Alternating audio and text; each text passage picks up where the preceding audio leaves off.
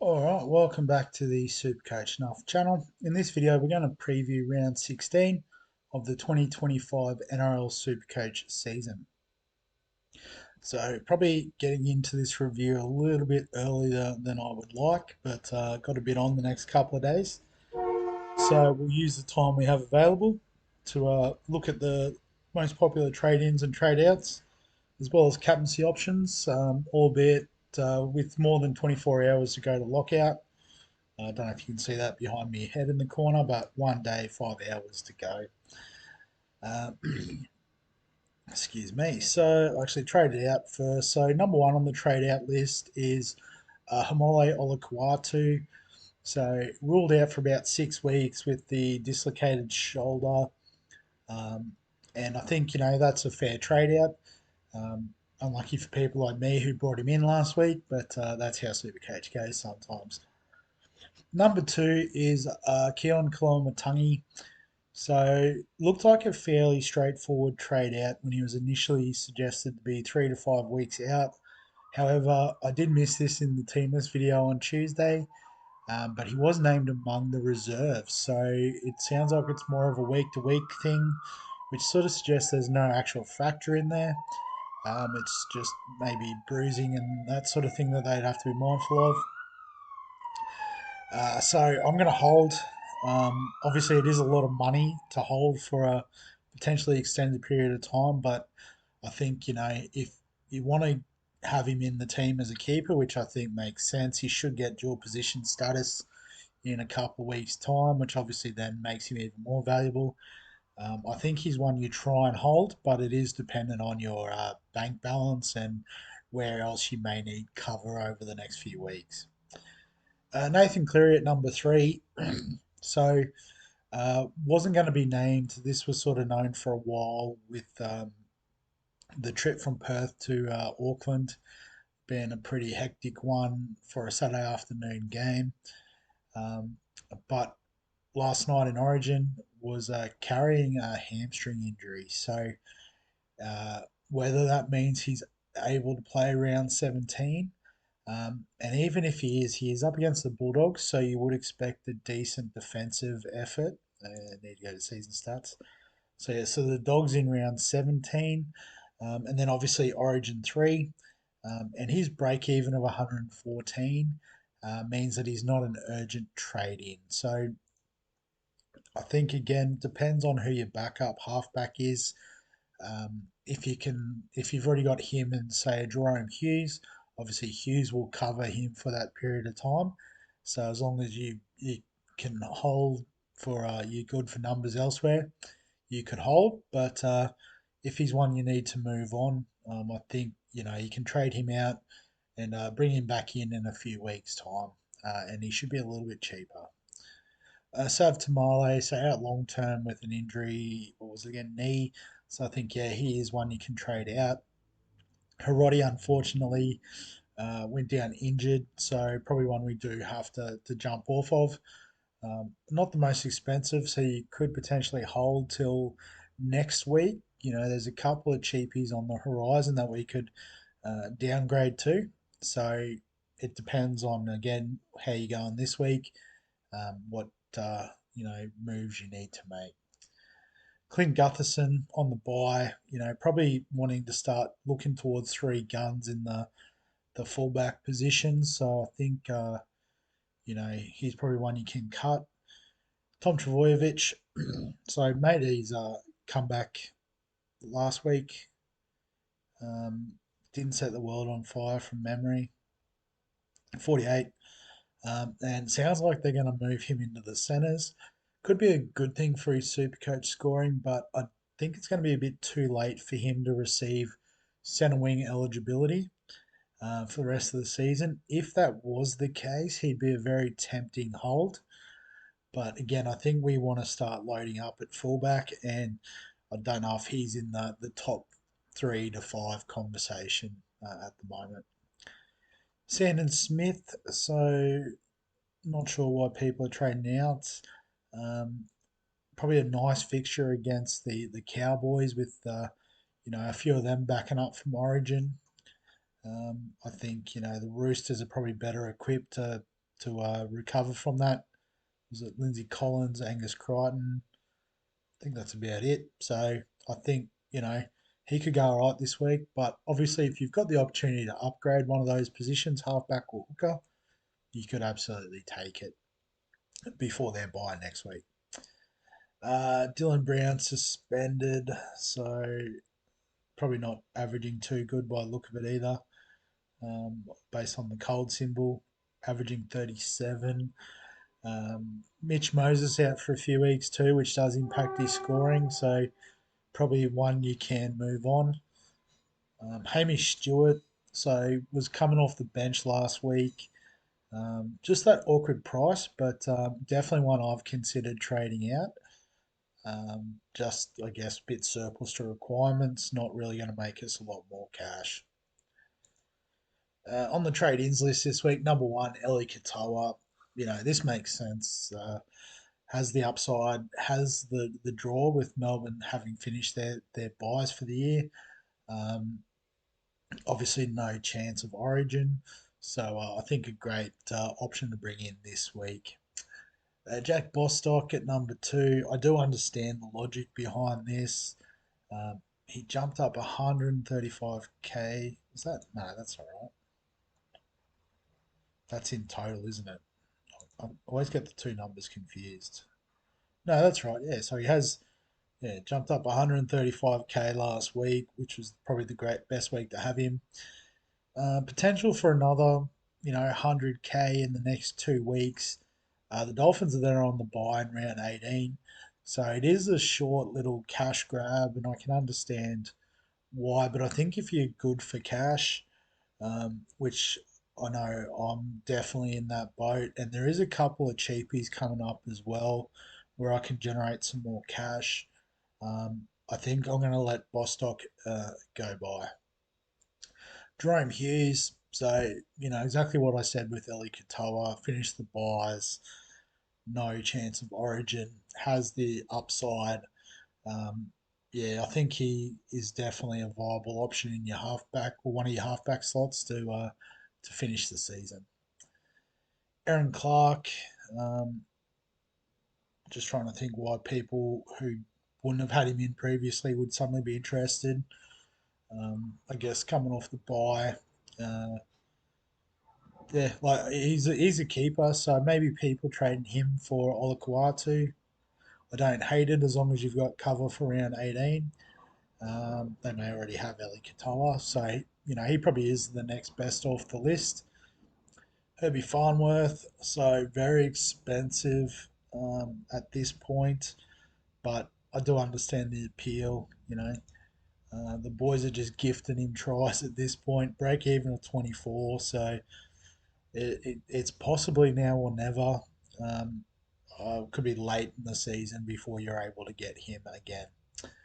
Sifa Talakai at 300k dual position got the start for the short term. I haven't checked how long all the Sharks injuries are going for. Might be able to have a quick look now. So Sharks centre wings. So we've got Eros pretty much done for the year. Stone Street could be available after the bye. Hirotti's got a few more weeks. So it could potentially just be a 2 week run, and then Stone Street could come back onto the wing. Although I guess Mulatalo and Katoa are specialist wingers. Can Stone Street play centre? Unsure. So I guess with Hirotti and Ero out for a few weeks, maybe Talakai is an option. I guess the dual position's handy. So yeah, I don't hate it, but I'm probably not looking there. James Tedesco, I think, yeah, top three fullback option, so bring him in.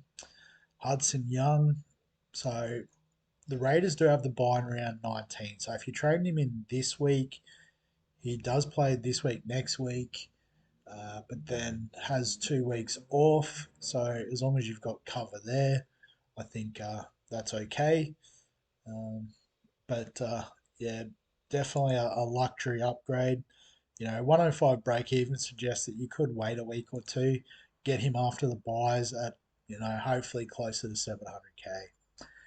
Britt Nikora, so at 530k, with what he's capable of, there's always a bit of value there. I guess the Sharks just haven't been lighting it up of late, so yeah, I can see the appeal of a slightly point of difference option. But yeah, I've got other options ahead of him. Ryan Pappenhausen. So like with the other boys, top three fullback like Tedesco, with the draw of the Storm, potential chance if something was to go wrong with Dylan Edwards that he could feature in Origin, but maybe being a decider they'd swing back to Tedesco. Not sure of the pecking order, but yeah, I think Pappenhausen's one you could comfortably bring in this week. So we've talked trade outs, we've talked trade ins. Let's have a look at some captains. Again, predicting quite a few teams wouldn't have updated just yet. No Sharks centre wings in the conversation. I better clear those filters out. So James Tedesco as the most popular option for captain this week, up against the Cowboys, who got a score put on them by the Dolphins. I guess while there is that bounce back factor that we often see with teams who get pumped, I think the Cowboys will also somewhat suffer from the backup from Origin. The likes of Cotter, Nanai. Not that Nanai played big minutes, Dearden, but just the fact, travelling back from Perth and the emotion of that game. I think the Roosters probably are going to win, so I don't mind Teddy as the captain this week. Herbie Farnworth at number two, so worked out well for those who got on last week. Obviously, I went on as the VC. Um, I forget when they play this week. I'll have to have a look at the draw once we go back to the team. I do think it's fairly late in the week, so I guess could be an option at captain. Might be hard to VC him in. Ryan Pappenhausen, so very popular VC option, but against Souths, who potentially going without Kalal Matangi, I think is a big out.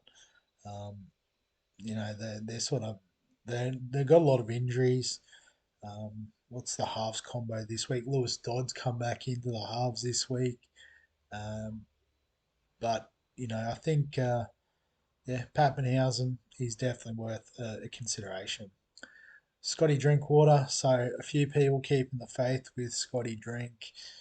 33 last week, so hopefully bounces back, but I'm not predicting that to be the case, so might be one we let go through to the keeper. Terrell May, obviously a very safe captaincy option, particularly if you just want to set and forget for the weekend against the Raiders tomorrow night at the time of recording. Um, and I guess if you want to use him as a VC and take a safer sort of score there, potentially could, but you might want to go a bit more upside. Kalal Matangi, so obviously if he's named to play, could be a massive pod. Suggesting maybe a few people have held over from last week, so um, yeah, probably not accurate at this point in time, but yeah, if he does play, he's always in that conversation. Jermaine Osako, so I guess riding the wave of Dolphins' good form against Newcastle, who haven't been fantastic.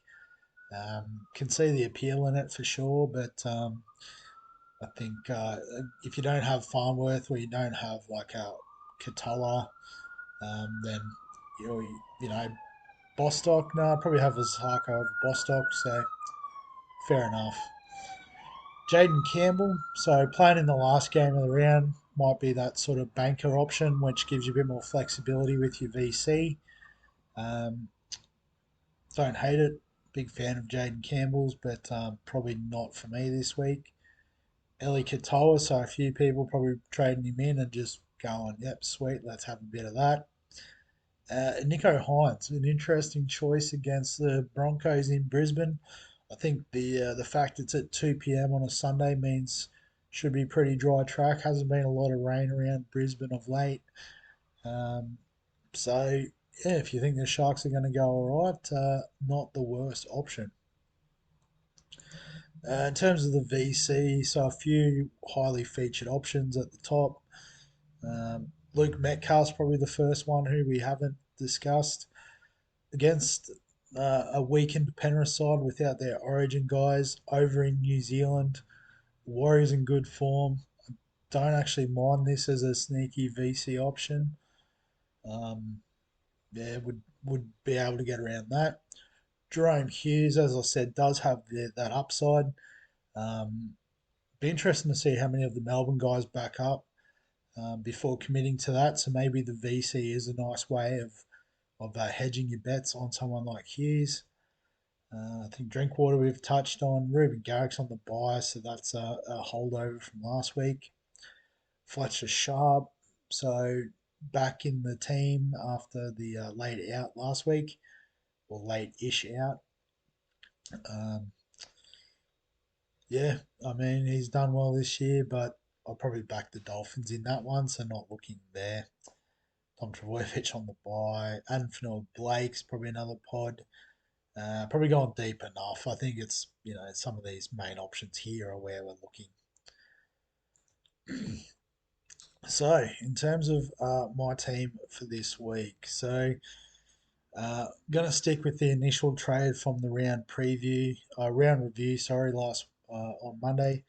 Olukwatu out, Katoa in. And then, I was thinking about being a bit conservative with trades and stuff, but it's like I've forgotten how low on the overall I am. I need to get some ranks, need to get some wins for head to heads. So we've got to be a bit more aggressive. So Kale Hero's going out for me, and I'll have to go by average to find him, I think. But I'm bringing in Zach Lomax up against the Titans. Has been pretty good for Supercoach. I think after the lackluster performance in Origin, like the missed goals and he was pretty well contained by the Queensland defence. I think he'll be up for a big one. So, going to bring Zach Lomax in this week. They're my two trades, keeping the boost up the sleeve. So, in terms of the lineup this week, Egan plays first, so we'll bring him in. But I think Donahue will feature on my bench. Payne Haas hopefully backs up, so we'll put him in the front row. If not, we might have to use Tino or Nafahu White potentially. So I might actually load Nafahu up here in case we need to do that switch. So Eli Katoa is locked in.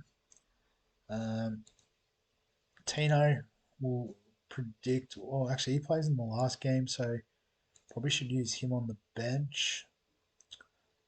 So what I'm going to do is assume Matangi is going to get a gig. If he isn't, well, I've got Savala and Hubner I can swap in. Obviously, Hubner plays in the same game, which is nice and easy. Well, actually, I need to pick one more because now I've got Stewart here. So, um, Savala or Hubner? So, Savala maybe with the upside against the Cows. So, yeah, so if Kolomatangi's out, Hubner in, nice easy switch. Um, and yeah, so King Togia is out.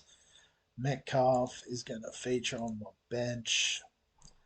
Well, I've just realised I need the three fullbacks. I need another bench player. So who misses out? Maybe Nafahu White.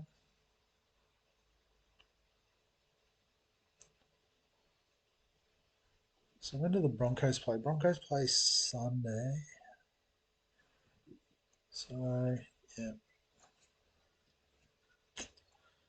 Yep. So I think we need to go for the upside. So these guys probably will offer a little bit more upside than Nafahu. Um, yeah. So we'll leave. Donahue scored a try last week, I suppose, but maybe, yeah, I think Donahue playing earlier. We'll just lock that score in. Um, so Pappenhausen's in. We'll put Drinkwater on the bench just because he plays a bit later. Yeah, that's fine. So then I think we're going to have to bench Smith, who could potentially go big against the Cowboys if things go the way we think they will. Like the Dolphins just smashed the right edge defense of the Cowboys, and Billy Smith will be playing left center. So, but do we go for that upside of Donahue or go the upside of Smith? I'm thinking the upside.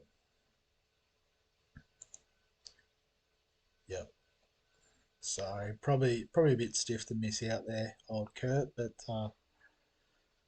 gotta gotta make them risks. I think just pop Campbell on the bench instead of Metcalf because of the schedule. So that's the 17. I think this week there is a couple of outs depending on Haas, Kalamatangi. So I think well actually yeah. So if Kalamatangi is ruled out, we probably have time to switch Tino and bring in Nafahu White over Hubner. But obviously then if Payne Haas misses, we've got cover. Um, yeah, I mean we can cop an auto emergency because from who's left we'd have Donahue, White, Hubner.